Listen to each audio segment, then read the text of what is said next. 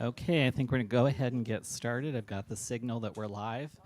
Welcome to another author event at the Poison Pen Bookstore. I'm John Charles, and today I'm delighted to have with us 5 of the brightest stars in the mystery skies. We've got Sam Lumley, Lynn Cahoon, Christina Dodd, Marianne Evans, and Dianne Freeman. They're going to share their deepest, darkest secrets with us today, so be sure to stay tuned. I'd also like to thank those tuning in virtually to our author event this afternoon. We will have signed copies of the author's new books, so after the event, if you'd like one, give us a call or go online to the Poison Pen. We'd be happy to ship one to you. Now please join me in welcoming our authors.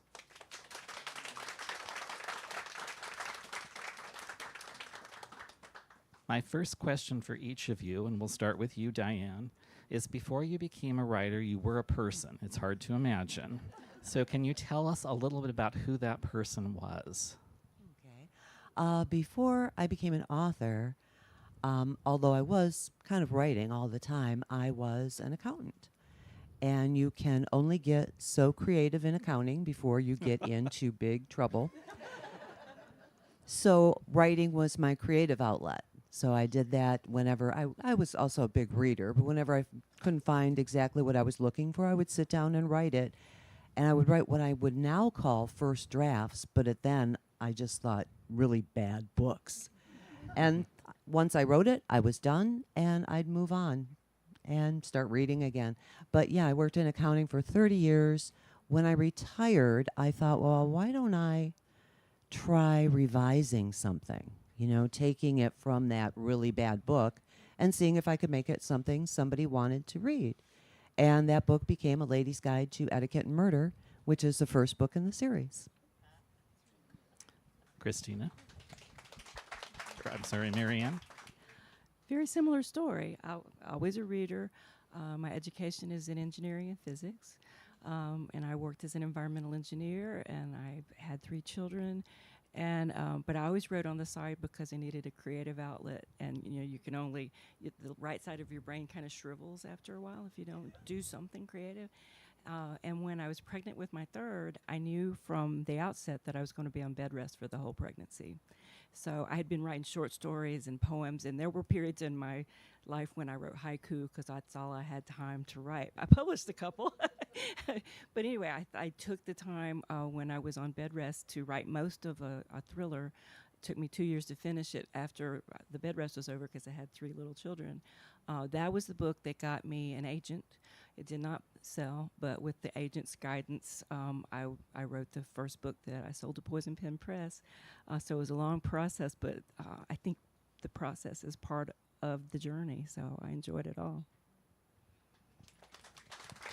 Christina? I was a draftsman. Yeah, no, I designed roads, mines, and sawmills. And when I was pregnant with our first child, I told my husband that I was going to quit and write a book because how much trouble can one little baby be? Which is why it took me 2 children, 3 completed manuscripts, and 10 years to be published.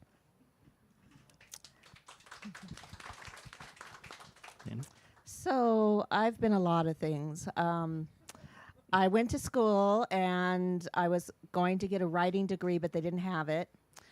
They had a journalism degree and a teacher's degree. I didn't like kids, and I didn't want to talk to people. Yes, funny. Joke's on me, right? So I got a political science degree, worked for the state of Idaho for almost 20 years, got a wild hair that I was going to start my own business. Great idea, and it lasted 3 months before I had to go back to work so that we could eat. And then I started taking classes. That was when they started having these creative author things at college. So I started taking classes in how to write and met my second husband. We started playing darts, and you can't do both because you drink too much. So then I moved to St. Louis for his family and I worked for a nursing home for 4 years, but I never talk about that at all. I moved to St. Louis, became a license and title coordinator for a large leasing company, Enterprise. And after 15 years, during that 15 years, I started writing because I had cancer. And the cancer, when you have cancer, you say, if I'm continuing to do this, do I want to stay at Enterprise and license and title cars for the rest of my life? And the answer was no. And so I started writing and published my first book while I was still working with Kensington. That was Tourist Trap series. And then just kept writing and kept writing and kept working and kept working. And 3 years ago, we moved to Eastern Tennessee from St. Louis. And I said, I'm going to be a full-time writer. And I've been that for 3 years, and we're still eating, so that's good.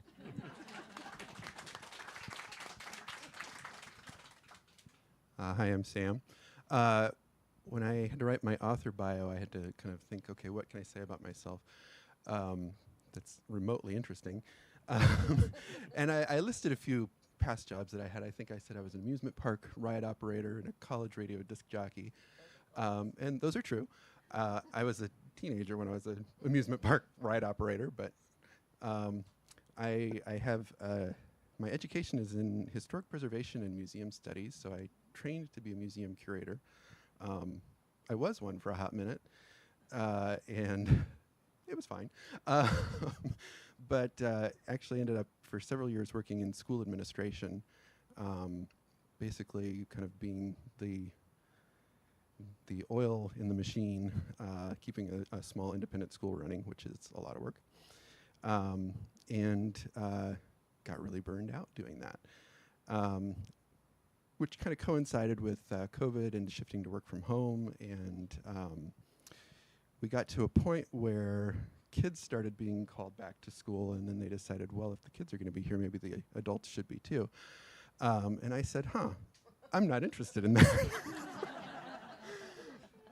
So I quit my job, and that was about a month and a half before I started work on what became my first book. I did some kind of contract work while I was working on the book, and was able to, this is the first book I ever wrote, I'm sorry, was able to get an agent and get a publisher, and thanks to the largesse of my well-paid spouse, I am able to focus on that at this point. So that's where I've been. And we're still eating. Okay, my next question for each of you, and we'll start with Sam, is tell us about the book that brought you here. Make us want to buy it. You say that to the person whose first book. It's a very good book. It should be an easy sell. These guys all have more experience with that. So my book is How to Have a Killer Time in D.C. It is set in Washington, D.C., imagine that. It follows Oliver Popp, who is a young autistic travel writer. The travel writer part came from my imagination. Being young and autistic is something I lived at one point. He gets sent on his first big assignment to Washington, D.C. He tries to be very structured about how he makes that trip happen, because that's his comfort zone. And basically from, chapter 2, all of that structure just kind of gets thrown out the window, and everything goes haywire, up to and including witnessing a murder and deciding that he has to figure out what happened. So it's a little bit of a romp through Washington, D.C., which is a place that I lived a number of years ago, and is very near and dear to me. And I did my research, and I actually read books from all of my other authors here. I think it's one of the only contemporary, one of two, I guess, contemporary books here that are represented here. And I tried to have a good time writing it. I think it's got maybe a lighter tone. And so, romp is my favorite word for it. Buy it.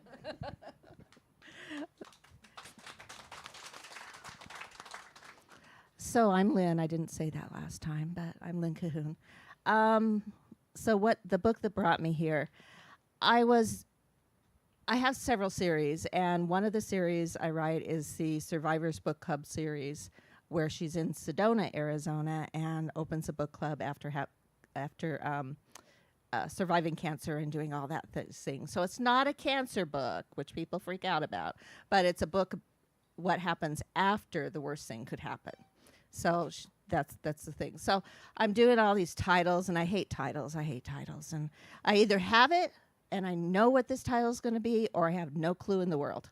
So this was a no clue in the world book. And so I sent a bunch of titles to my editor, and she said, we really like this title, An Amateur Sleuth's Guide to Murder, but we don't think it fits this book. So would you like a new series in hardcover? And you can set it in Seattle or in Bainbridge, or Bainbridge Island or Cape Cod. I've never been to Cape Cod. We've tried twice. I haven't been there yet. So I said, yeah, Seattle, because I've been there. And she's laughing because when the publishers never do this, and when you do, you say, yes, thank you, and you just keep going. So anyway, Meg Gates is my my protagonist. She's 26, and she's a 3-time loser. Her father reminds her all the time that they're not those Gates because they live in Seattle. And so she went to college, got off the island. She was going to live in Seattle, being cosmopolitan and just, because country girl from Kuna, Idaho, that was my dream too. And so she quits. She in school meets these people, quits school for a tech startup. So 70% of your tech startups die. Well, this one was part of the 70%. So she failed at that. She failed at school, and so she was engaged to be married, and her boyfriend said, don't worry about it, just plan the wedding, and we'll deal with your job after we get the wedding over and we go to Italy. Well, he goes to Italy with her bridesmaid instead and calls her from the airport.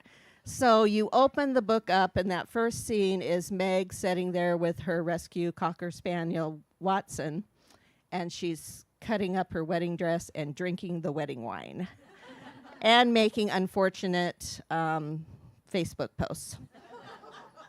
I'd say Instagram posts, but I don't know how to do live Instagram, so she does Facebook posts.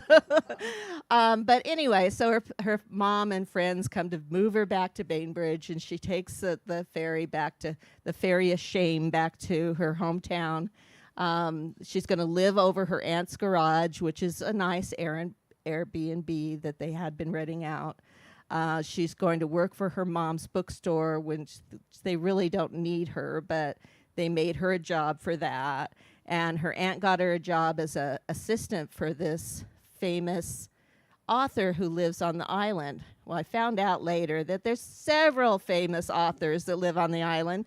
So the first question they did Friday night when I was at Bainbridge, Eagle Harbor Books, for this release was, which author did you pick? And it's like, I didn't know there were any, so I made Lily Astor up. So anyway, so she's doing all this, and then she decides that the one thing she wants to do in her life, the one thing that she was good at, is when they played mystery and they solved all of the mysteries on the island, because they found all the lost dogs, and they found out who was spiking the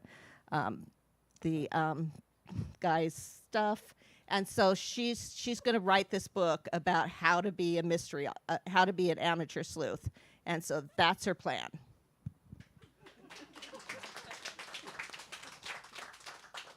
I want to take one moment to say I graduated from high school in Boise, Idaho. Did you? Yes, my children were born there. What school? Capital. Capital. And I'm a CUNA girl.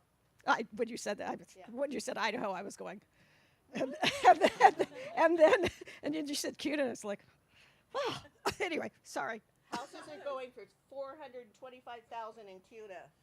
In CUNA. You know, Hold up, town used to be. Anyway, I also lived in Nampa for a while. We won't go there. Me too.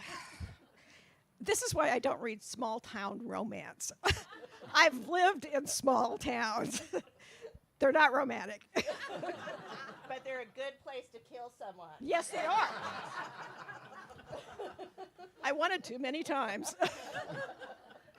Okay, my books. The one that is actually the one I'm actually selling today is "Thus with a Kiss I Die," and the first lines of the first book, "Daughter of Fair Verona," are, "I'm the daughter of Romeo and Juliet."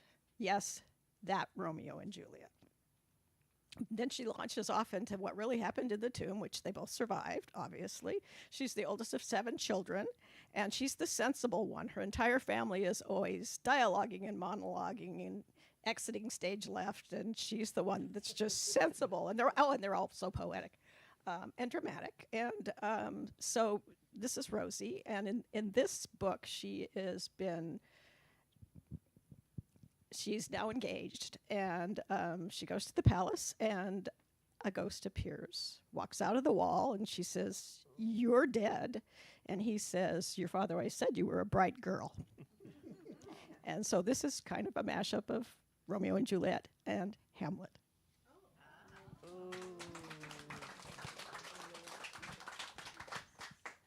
Well, they always say write what you know, but also I think you should write what you love. And so the book that I'm here for today is The Dark Library, and it's quite a departure from what I've done before, which I also loved. But my publisher asked me would I like to do a standalone, and so that's like you're starting from ground zero, And so I love Gothic fiction. I took a graduate course in Gothic fiction. I've taught Gothic fiction, and I thought, okay. And so I wanted to update it somewhat. It's set in 1942, but it's inspired by Jane Eyre, Wuthering Heights, Rebecca. I was shooting for a Hitchcockian vibe, which kind of also vibes with 1942. And so if I'm going to do all that literary illusion, I'm going to make my heroine a PhD in English literature. So her name is Estella Ecker, which you would much prefer you called her E, because her father, the Dickens scholar, named her after Estella from Great Expectations, who is a terrible person, And so she has broken away from this overbearing, cruel father, the distant mother, and gone to Boston and built herself a life as a high school teacher, living on barely any money because nobody pays women anything in 1942. But she's happy until she gets a phone call from the housekeeper who raised her, who's so upset she can't even speak. So she knows something bad's up. So she gets on the train, goes back to the Hudson Valley of New York, which is a very Gothic place if you've been there. Cliffs and ruins and river, beautiful. So she goes home to the crumbling old mansion where she grew up, where her parents had thrown money around for years, entertaining all the artists in Manhattan, all that, to find that her father has had a stroke. He can't speak. Her mother is missing, and then her father dies without ever regaining the ability to speak, and no one knows where her mother is. And it turns out nobody likes her parents, and they don't much care. So E is left trying to pull things together and wondering, where did all that money go? How did her parents, when she gets to look at her father's account book, she can't make anything about her life make sense. Everything her parents have told her all her life is a lie. The people around her probably aren't telling the truth either, and her mother's still missing. So that is the genesis of the Dark Library. And at the center of this old, crumbling heap of a home is a library of rare books that her English professor father had collected and never allowed her to touch. But now they're hers. And there are secrets there. So I had a great time, in case you can't tell. And I just moved to the Hudson Valley, so I always believe when you move someplace, just write a book about it, and you get to do all your research and have fun at the same time.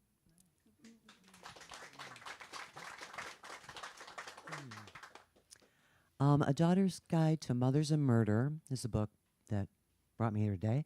It is the 8th in the Countess of Harley mystery series. And my protagonist, Frances, and her husband, George, are working on a cold case. And they're back in Paris, which is always nice, because then I get to go. But the way it starts is an old frenemy of Frances, Alicia Stroke Whitney, has a daughter who is being courted by an American. There's an issue with him in that his late wife was murdered 9 months previously, and nobody they haven't found out who did it. They haven't caught the killers. And so there's like a cloud of suspicion over his head. And Alicia has a past, which if you read the previous books, you'll know. So she's nervous enough to not want her daughter to just date this guy. So she asks Francis to investigate him. Well, at the same time, apparently there's been a new break in this case. The police just received an anonymous note that was sent to none other than Sarah Bernhardt with a piece of jewelry from the late wife. And the note says, "I know what you did." Yeah. Well, I don't know if you know, Sarah Bernhardt was just totally iconic. This is 1900. And she had just, a year ago, bought her own theater. And she's just everything. She is a star like there never was a star before this. And you do not want to be the French policeman who arrests Sarah Bernhardt for murder. So Daniel Cadieux, the inspector in charge, asked George to take a look into it. So now George and Francis are both on the case, and it takes them to backstage of the theater and also dealing with some of the elite in Paris. And it was just a delight to write, and I hope you'll enjoy reading it.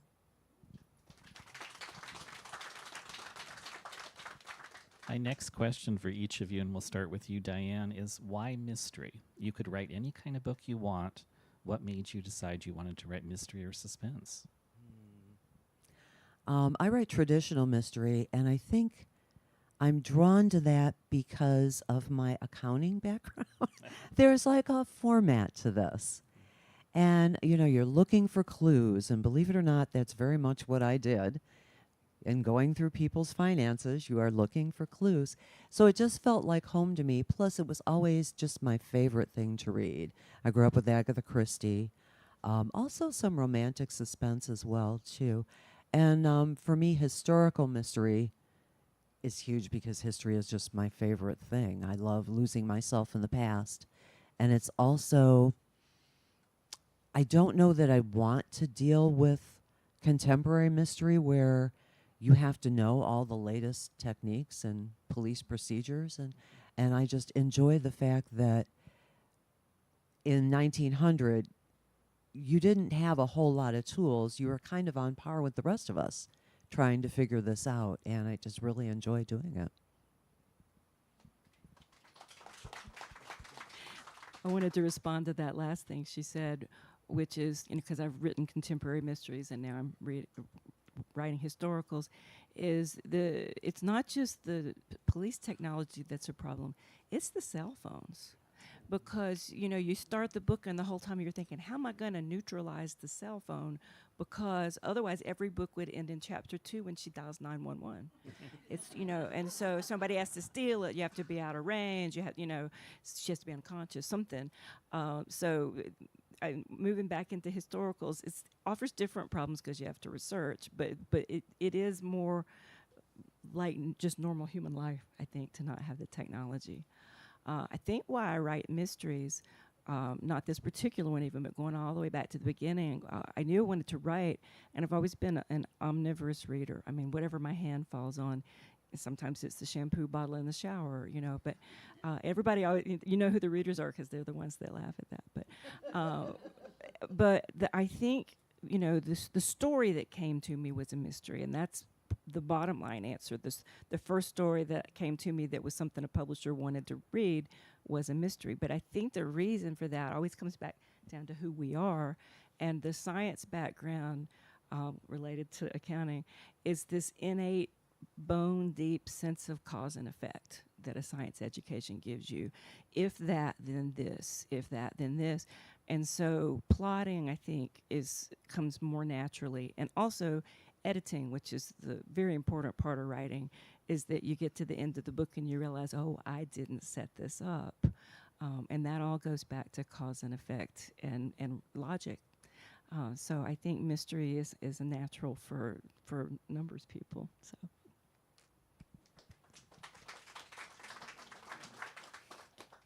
I feel like a cuckoo in the nest here. I have been published for 35 years. I've written historical romance, paranormal romance, romantic suspense, and then I wrote Daughter Affair of Verona, which was a total change of my writing type. Everything else was third person. This is first person. The publisher has trouble, which is Kensington Books, has trouble putting a label on it. They're calling it historical fiction, YA, young adult, mystery,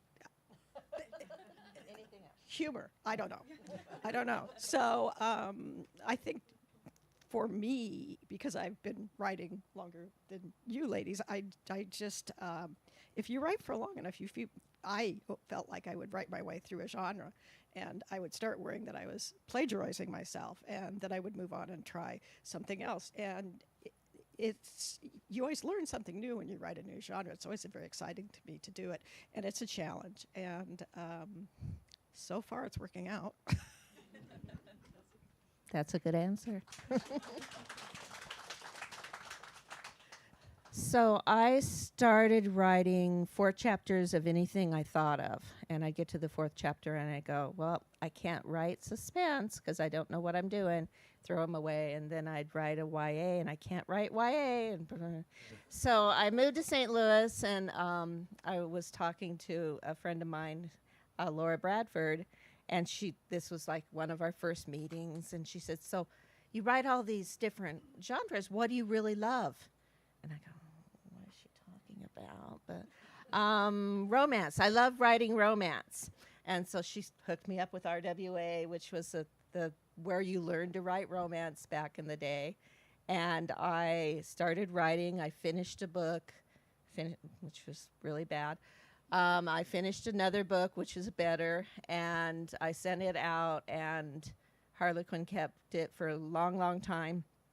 So I wrote several others, and they sent it back and said, no, here's a rewrite letter. So I rewrote it, and they still said no. And then so I sent it to an e-publisher and started e-publishing and did a lot of that. So then I had this cozy mystery that was done because I write really fast. And I sent it to my editor at Kensington, my then editor at Kensington, and said, you take unaged books. And she said, oh, yeah. And so I sent it to her, and she said, we'd love this. You said that it was going to be a series. What do you think? And so I said that. And they bought it, and it sold really well. And so then I figured out that I killed people much better than I made them fall in love. And so I've never looked back.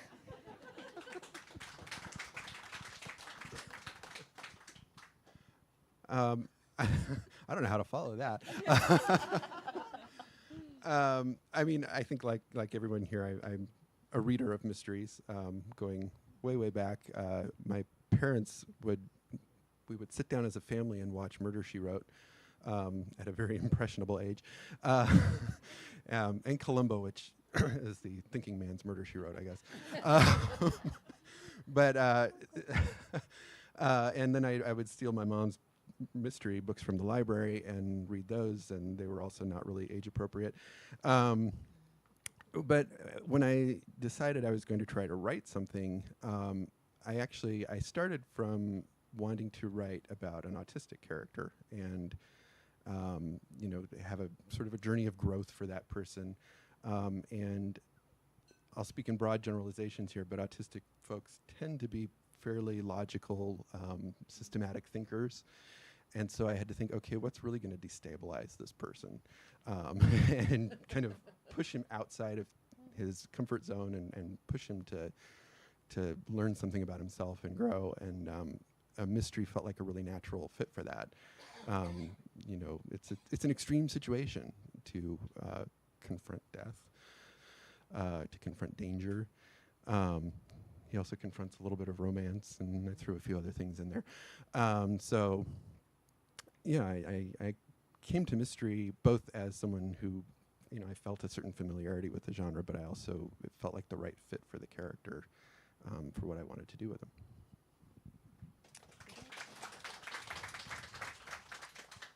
I think there's this common misperception on the part of many readers that when you write fiction, you can make everything up. But that's not true. There is some research involved, I believe, in almost every novel. Can you talk a little bit about what you had to research for your book and what surprised you while you were doing the research. We'll start with you, Sam. Again, I feel put on the spot because I didn't do a ton of research. I relied on lived experience. So part of my research was I lived in Washington, D.C. for a couple of years, which, again, can't recommend it enough. It's a lovely place. Don't think about politics when you're there. Just think, oh, this is a beautiful city that I can walk around, and a lot of stuff is free. So yeah, I did that. There is a kind of bizarre subplot in my book about self-driving cars, which is kind of where the mystery element comes in, and a lot of that is, again, sort of research through osmosis. I'm sadly addicted to reading automotive news, and that's just a big development into automotive technology right now, is this work on the idea of self-driving cars, which is currently only sort of true. Yeah, there was a lot of sort of, again, research by osmosis. I'm trying to think if there was anything that I really had to dive into. Yeah, I write cozy, it's okay. Yeah, I think a lot of it was just sort of kind of mining those memories and trying to figure out, okay, because it was 15 years ago that I lived in DC. So some of it was trying to figure out what's still current, what's, okay, I have one. There we go. Current events kind of got to me because I wrote a scene where my characters go to the National Zoo in Washington, D.C. And for the last 20 plus years, the big news at the zoo has always been the pandas. And between the time that I wrote this book, that I sold it, that it went in for editing, the pandas went back to China. And so I sort of had a moment of existential panic. Okay, I have to rewrite this scene about the zoo because there are no more pandas. And then between that time and when I got the book back for copy edits, they announced that the pandas were coming back. And I knew my publication date, and I thought, okay, I can count the months. They will be back. I don't have to do a dang thing.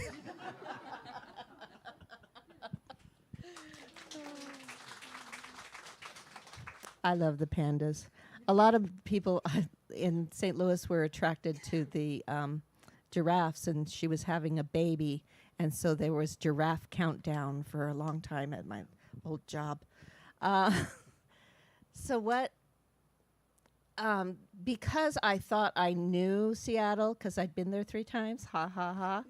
I thought, oh, I'll be fine, But there was a lot of stuff that I wrote from memory, from being there and from being on a ferry, that wasn't quite true. So I do my best to look things up, and I did some research on the ferry system and all of that, and how you get cars in and out of it. And so a year ago, I went to Left Coast Crime, which was in the Seattle area, and I snuck away for a day and went to Bainbridge, took an Uber down and got on the ferry. But I didn't really have all of the information, which I found out this weekend.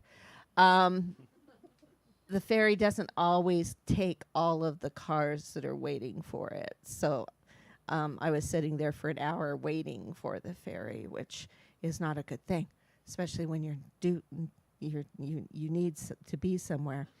But yeah, most of my research in any of my series is probably around the area that I'm writing in, because I want them to have fun activities to do in the area, like in Sedona, going hiking at certain places. And so I pretend like I'm hiking, and where would I park, and what would I do, and try to figure out all of those little steps. And I still get little things wrong. Like in this book, University of Washington has quarters, not semesters. So in the book, they're semesters because I assumed, well, that was bad on me.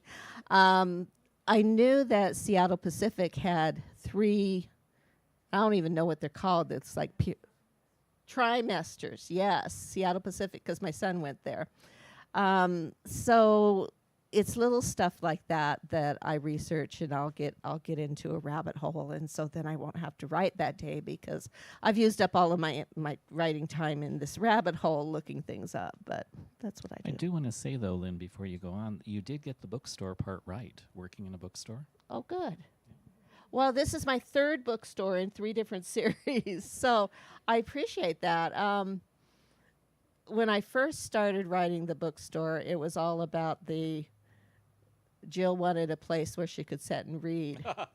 See, all of my bookstore owners do that, or employees do that when I say that, but it was true at the time, and Jill has learned better in the Tourist Trap series, so I try to do a lot of research and that kind of stuff.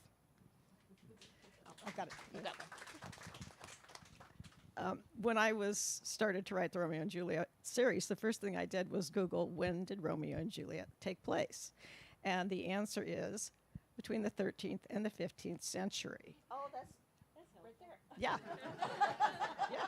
So this is between late medieval and early Renaissance in Italy. And then I did more research, and I found out that it's almost 100% that Shakespeare never left the British Isles. And so I thought, this is a totally fantasy place for him. He has no idea what Verona is. He just picked a name out and used it twice in 2 different places. And so I decided this is going to be set in Shakespeare's Verona. It was going to be totally fictional. Do not read my books and expect them to be correct. I'll take that back. The historicals that I wrote, but this, no. And in fact, what I've done is, I'll take an artist from one century and mention him, and an artist from another century and mention him, and it makes the copy editors go insane. So, on purpose. Oh yeah.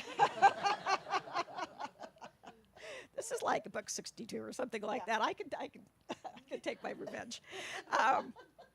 And the thing that I did do really good research on was food, because I like food. And so anything you read about the food, I don't think I'm ever going to get that wrong.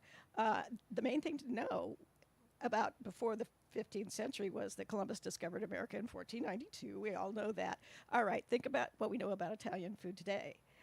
There's no corn, no polenta, there's no potatoes, no gnocchi, there's no tomatoes, every red sauce in the world.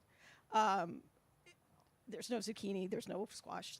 I think that the only 2 legumes they had were peas and lentils.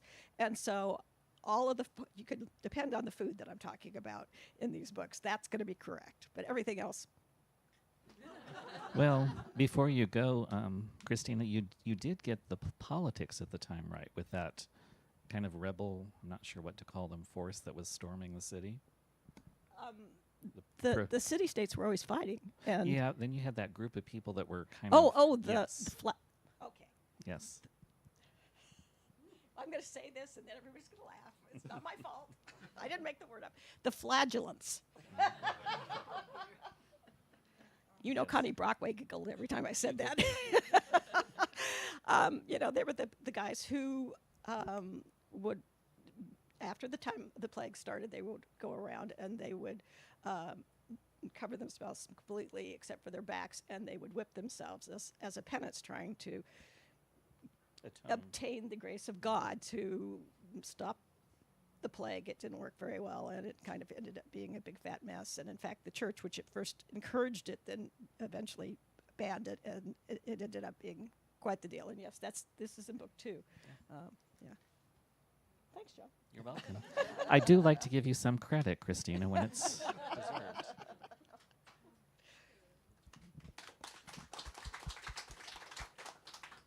So I'm thinking about the question about research.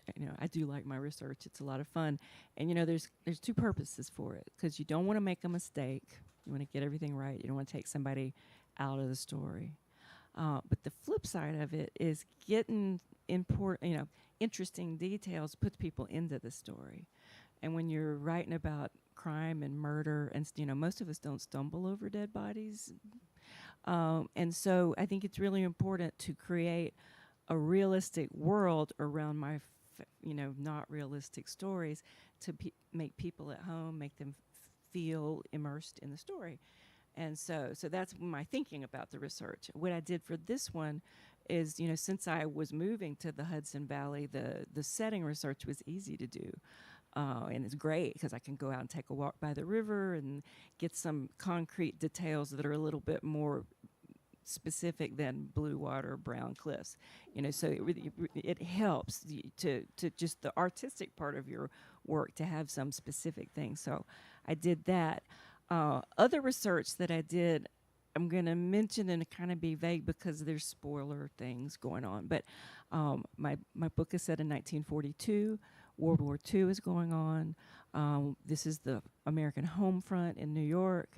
And so I was reading about what was going on in New York in the early to mid 20th century, and I learned some things like there were Nazi rallies. There had been an uprising, a rising in the ranks of the Ku Klux Klan in New York at that time, and it had sort of subsided and was about to make a big rebound in the early 1940s.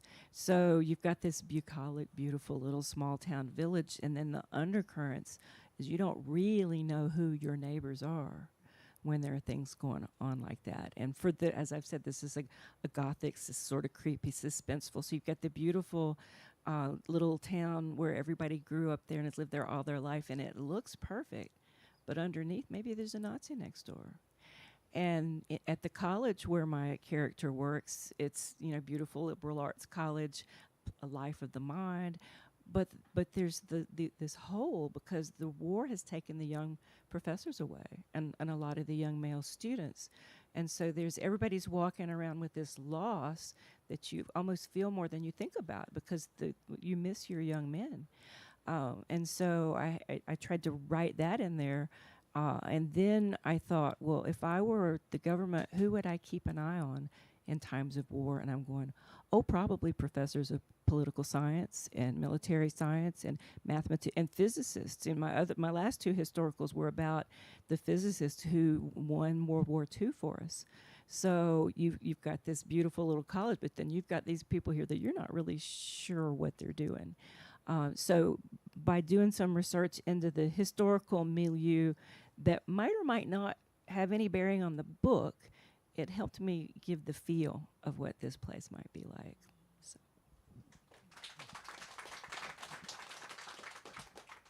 Gosh, there's so many ways I can answer this. I write in a time period that's 1899 to 1900, and technology was changing rapidly. So it could be something as easy as my character is walking into a dark room. Okay, how do they turn on the light? All right, I need to know where that room is. Is it in London or is it out in the country? A lot of homes had gas, but a lot of them in the city were already electrified. So it could be a number of different things. And also, if you had gas, generally if you had a bigger house, you only used gas on the main floor. Anything above was still something else. It was either paraffin lamps or a fire or something of that nature. So those kind of things can drive you nuts, the little details. This book being set in Paris, one of the nice things is that World War II, they were occupied, not nice for them, but nice for their stuff, in that everything is still there. All the beautiful, amazing buildings and monuments and things are there. So if you walk around the streets of Paris, you are going to see what my characters saw, which is great. On the Seine, they have the Bateau buses, the water taxis that take you back and forth. They had those then. They were just steam powered. So that was kind of cool. Again, this particular book, I had Sarah Bernhardt is playing a role. She's not just a walk-on, she's a suspect. So I had to know what she was like. So I did a lot of research on her, read 3 of her autobiographies, or 3 biographies, her autobiography. None of them told me the same story. So it was so strange, and it got to the point of even her date of birth changed depending on who she was talking to. Where she was born changed depending on who she was talking to. And it was the thing I learned the most about her is that she is whoever she needed to be at a particular time. And I can't remember the name of the person to attribute this quote to, but a friend of hers, so wasn't meant to be mean. A playwright, gosh, I can't remember. Friend of hers said, Sarah Bernhardt, who is noted for being waif-like thin, I mean, just a breeze would blow her over. He said, Sarah Bernhardt is such a good liar, she might even be fat. And it's just, so that was probably the most surprising thing I learned.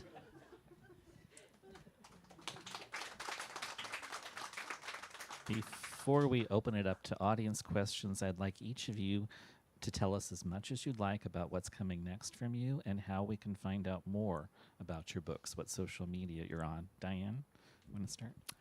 Social media first. I'm Dianne Freeman Writes on Instagram, Dianne Freeman Author on Facebook, and that's about all I have.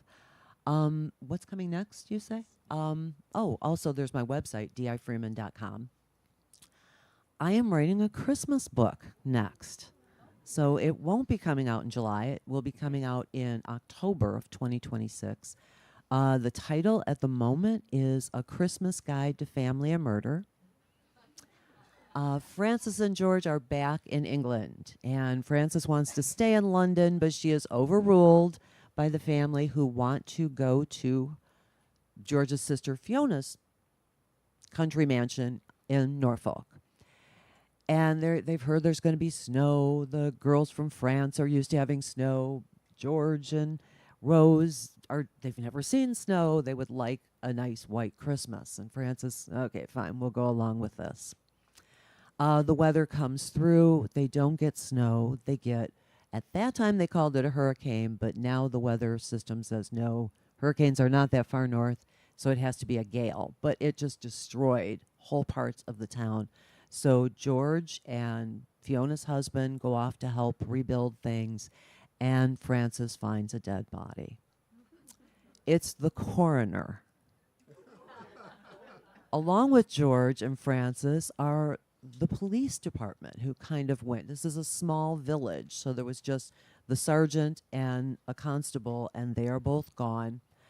And there's no one left to solve this crime but Frances, Fiona, Hetty, and the kids. And the kids are totally into this. They are like being little ghouls. So that's what's coming up next. It's a Christmas book.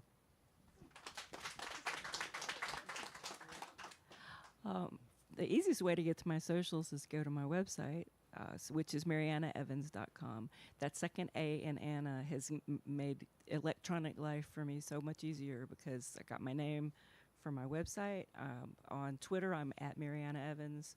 On Instagram, I'm at Mariana Evans. On Facebook, I'm Mariana Evans Author, I think, something like that. That'll get you there. When I sold the first book, I asked my agent if they were going to let me keep my name, and she said, well, why wouldn't they? And I said, George Eliot's real name was Mary Ann Evans. And she said, we won't tell them, and in your next book, you will name 2 characters, George and Eliot. And I did. And no, I spelled them differently, so I was a little, but I introduced them in the same sentence. Nobody has ever noticed. People have noticed the name. Every once in a while, a reviewer will say something like, anybody with the name so similar to George Eliot's has a lot to live up to, which is terrifying. But they usually say something nice, you know. So that's the answer to that question. I'm very early in the writing of the next book. It looks like what it's going to be is set in 1970 during the Vietnam War protests on the campus of a small women's college. And my protagonist will be a very young policewoman who looks even younger, and she's embedded as an undercover cop in the dormitories on this campus because the FBI has gotten wind that there is a campus protest being planned. This is just a few months after Kent State. And this is a college that educates future first ladies, future princesses, for future wives of men on Wall Street. They cannot have these girls dead on the front page of the newspapers. The FBI is adamant about that. But J. Edgar Hoover would not allow female agents, and he doesn't die until 1972. So they have had to interface with the local police to get a female cop that they can embed in the dormitories of this campus. And so we've got a working class girl among all these, essentially princesses. And she finds she kind of likes them. They're a little weird, but she kind of likes them, and she's worried about them. So as the book opens, the protest is starting, and they're very prim and they're very proper, and they've got their neatly lettered signs. But tear gas is canister. It's grenades. It will injure you and can kill you. And somebody gets antsy with the tear gas, which is bad enough. But then one bullet is shot and one girl is killed, and the police didn't do it. So that is the setup of the new book. It's called Undercover. I think that'll be next.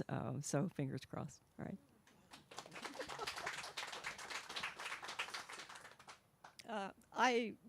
Once I started writing the Romeo and Juliet series, I got very enthused about it, and so I also wrote a novella which came out 2 months ago called what's it called, Darwin?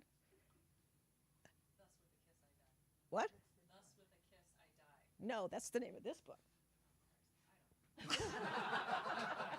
John? I'm sure we can find it on your website, Christina. Oh yeah, okay. Oh yeah, that's sure. Okay.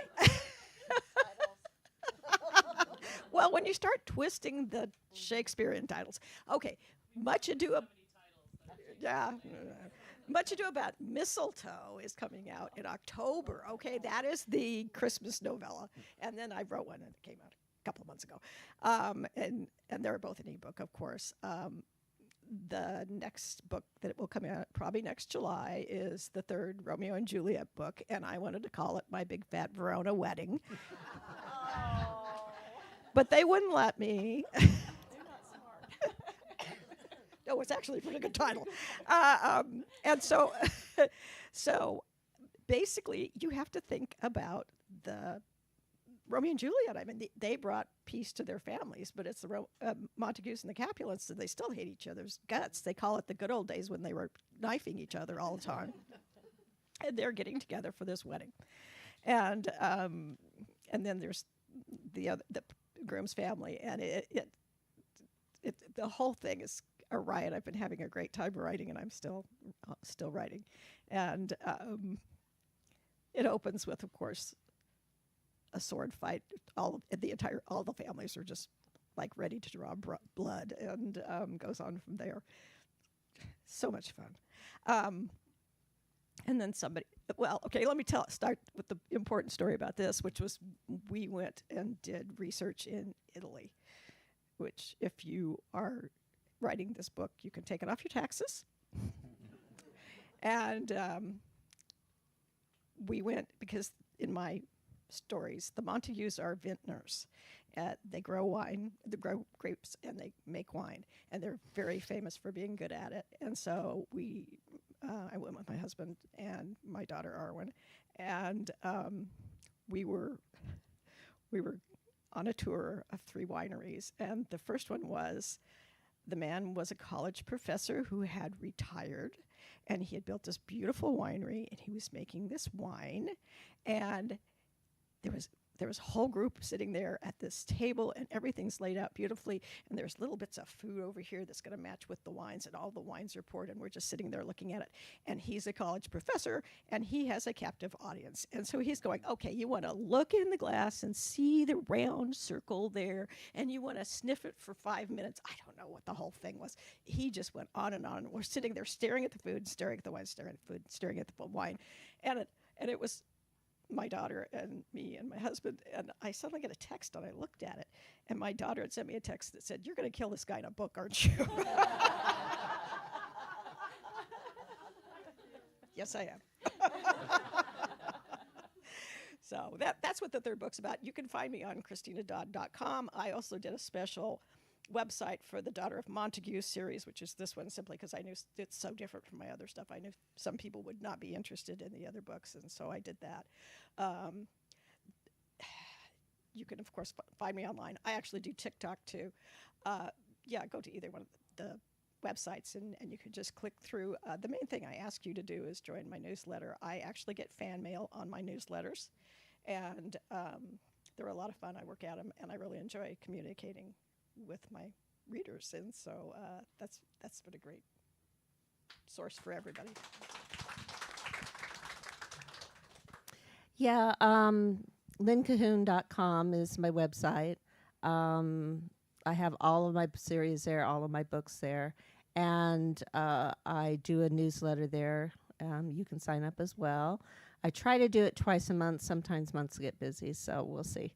But twice a month's a little bit more than most people do because other authors go, "You do what?"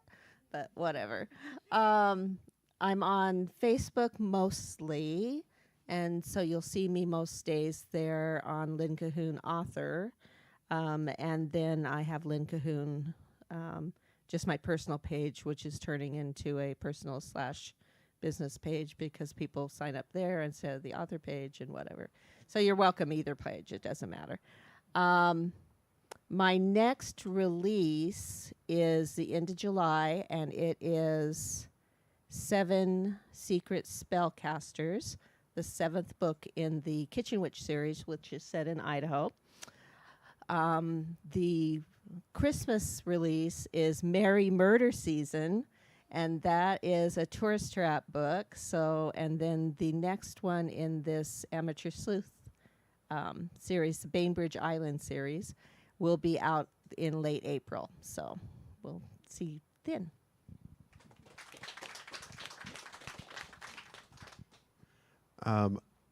My next book will be coming out in June of 2026. It title, as far as I know, hasn't been changed. It was submitted under Coastal Views to Die For. My travel writer gets dispatched to the beautiful Oregon coast. I made up a town this time. That was one thing I did have to do in my research, was I actually researched places to make sure they didn't exist. Because I didn't want to kill somebody at a real place. I didn't want to have my characters go to a restaurant and have a bad meal at a real place. So this time I just made up the whole town. But I did get to travel to the Oregon coast, and I need to talk to you about how to do that accounting. And so that comes out next June. I think I'm the youngest one here, and I don't do social media. But I can be found at samlumley.com. I'm otherwise I'm a social media exile. But I do periodic email updates, so you can sign up there, and you might someday hear something from me. I'm a hermit. Sorry. No. Okay. We'll go ahead and see if we have any questions from our audience, and I will repeat the question for our virtual audience. Questions for our authors. They've exhausted you. Let me go ahead. I actually have one for Sam. You seem to have an obsession with cars. Can you talk a little bit about your collection? Oh, boy. Yeah, so again, speaking very broadly in generalizations, a lot of autistic folks have some very intense interests. Mine is cars, and I sometimes say I don't feel like I chose it because, I could be in my car seat when I was 2 years old, and I was pointing out the window, and I could tell the difference between a Pontiac, an Oldsmobile, and a Buick, and that was when they all looked exactly the same. So it just kind of came from somewhere. I don't know. So yeah, it's an expensive addiction once you get to the point where you can actually buy a car. Right now, I have actually here in Phoenix, in my in-laws' backyard, I have my first car that I bought 22 years ago. It's a 1965 Chevrolet Corvair. I got it restored a number of years ago and got it home, and 3 weeks later got rear-ended. And so it has been sitting since then waiting for some body work. So yeah, that's here in Phoenix. At home, I've been working on swapping the engine and transmission in my BMW station wagon to keep it running for another 20 years. So, yeah, like I say, it's an expensive hobby. I don't really recommend it, but it gives me something to do. Two. Oh, yeah. So actually, I have two questions. One specifically for Christina. Of course. So somebody wants to know. Actually, it isn't. It is not Jane. But somebody wants to know if you're going to be continuing with what happened in Girl Anonymous.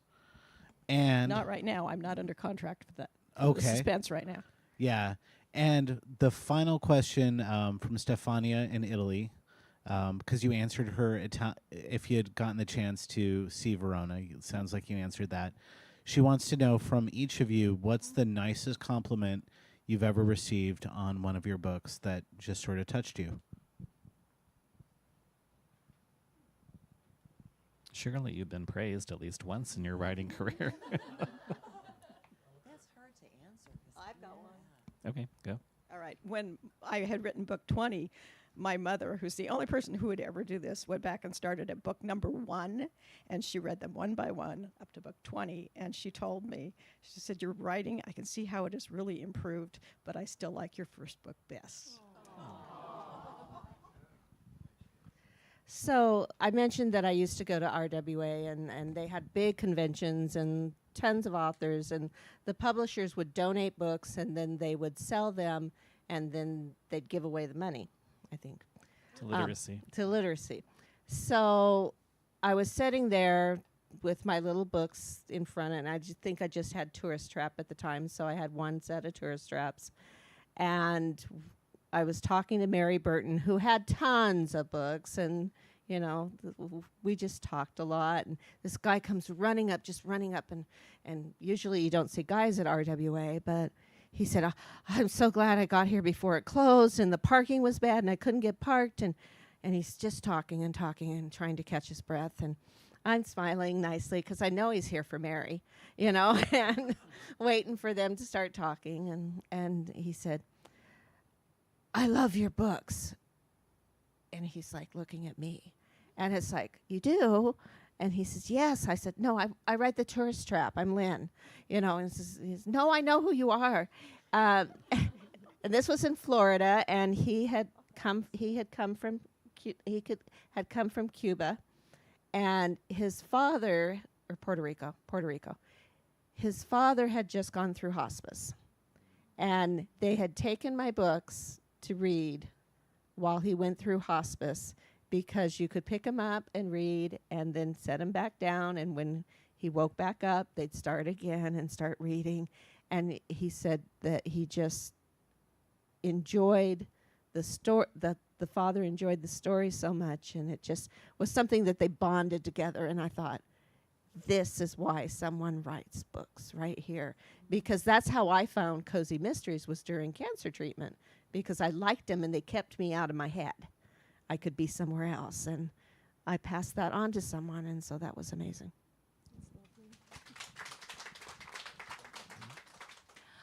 This is related to the research question, in that before I lived in New York, I lived in Oklahoma, and as I've said, the best way to get to know your new town or your new home is to write a book about it. So I was writing a book about Oklahoma, and the legal situation in Oklahoma is very complicated by the sovereignty of the various tribes.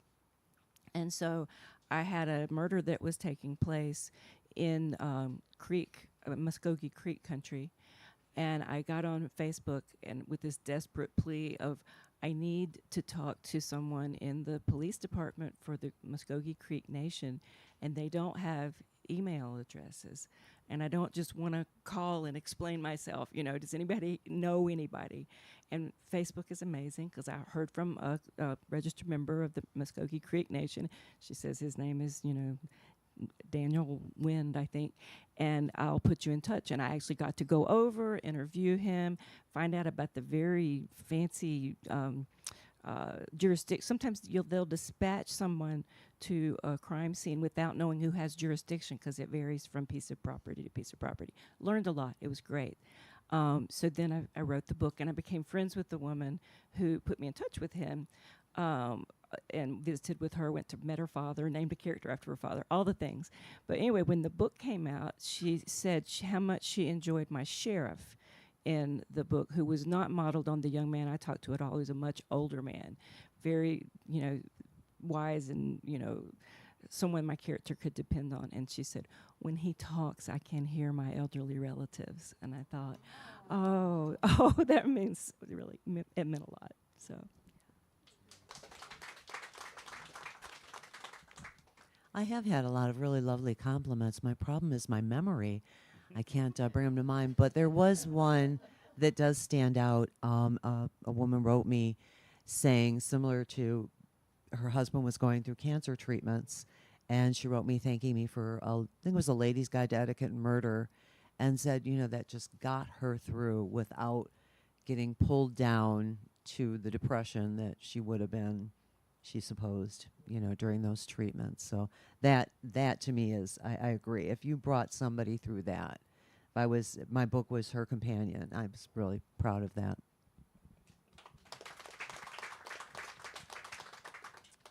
Any other questions for our authors? I get, do your murderers ever change? How, like you're writing and you think you know which way the story's going, and then it doesn't go that way? Does that ever?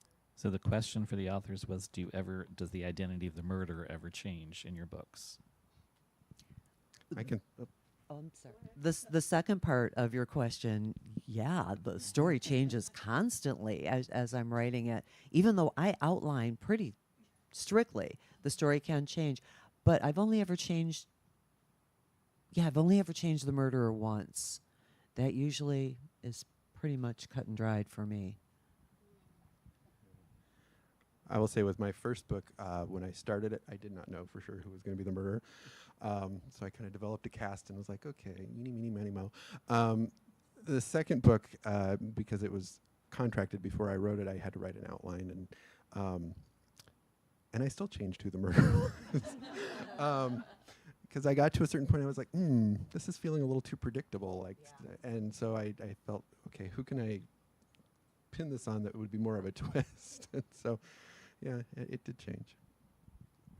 I don't think mine has ever changed, or if it did, it was so early in the book that it was but still forming in my mind. I do outline, but the thing that changes for me is not the beginning. I usually know how it's going to start with the bang, and I know what the bang is. I know who did it and why. The motive is more important, really, than the identity, but I know why, because I need to know that to lay the clues. But the middle sometimes becomes something else. And also sometimes minor characters become way more interesting and important than I thought they were going to be. Yeah, I'm a lot like Sam. I got to the middle of it and went, well, that was too easy. And it's like, well, no, everybody's going to think this guy is the murderer. But I always say this, and Kensington people hate me, but I don't outline. I send them a chapter and a blurby as this, well, I think it's going to be this, and she's going to run into, some people she knew, and they take it, so. I was wondering if we were all outliners, because I am too, but you managed to break the mold. From my experience, authors are one of the two kinds, and the ones that just leap off into scares me to death. I set up the characters, the possibles, and then I decide who it is, and then I write. Then sometimes in fact, frequently I get to like 2/3, 3/4, and I decide, it's too easy again, and I change who the killer is. The main thing that gets me is when people review my books and they say, the killer was obvious from the beginning. And I think, I'm glad it was for you.